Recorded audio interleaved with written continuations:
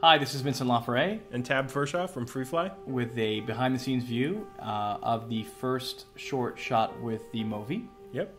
And what we really want to try to explain was why this is an important device and why it might just change things. If you can just see this last shot, Tab was running at full speed and the actual resulting shot is completely smooth. And one of the first things that I think any of us realize, whether we're shooting with an iPhone, a 5D Mark II, or just about any motion camera, is that it's actually really hard to stabilize, even when you're standing still, let alone when you're trying to do a pan or a tilt, let alone running or in a car. Yeah. And I think we've all dreamed of flying with our cameras and doing these incredible shots since we started in video. And some of you may know I shot with the 5D Mark II a few years ago, and I was very limited in the way I could move the camera. And this gimbal to me is kind of that bridge to allowing us to imagine a shot. Here we are on set and just discussing it, and within a relatively few minutes be able to execute it with a relatively small team of people. Yeah, and go down this staircase, which was incredibly tight,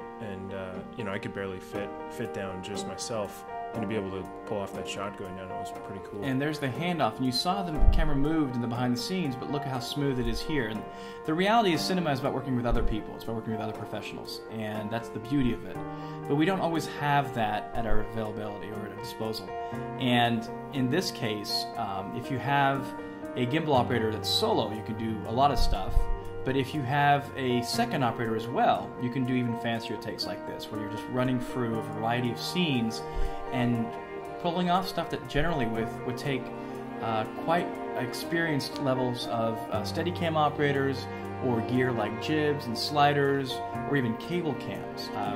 Running downstairs like this and getting this kind of result is just not something you can generally do very easily. Yeah, I think that's an important thing that I really grew to love about the system is you separate the jobs of moving the camera and pointing the camera, and what that does is allows the person who's moving the camera, you know, I can just focus on running and not tripping and falling.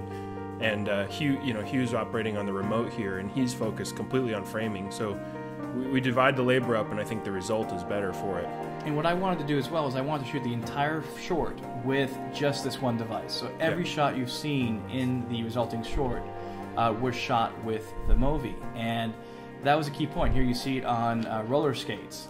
And we're running after a cab, and when people see this shot, they're like, okay, I guess it's a Steadicam guy running really quick. And then the camera just places itself through the window, and one of the producers that saw this said, well, where's the platform for the Steadicam guy to stand on to make this shot? How did you pull that off?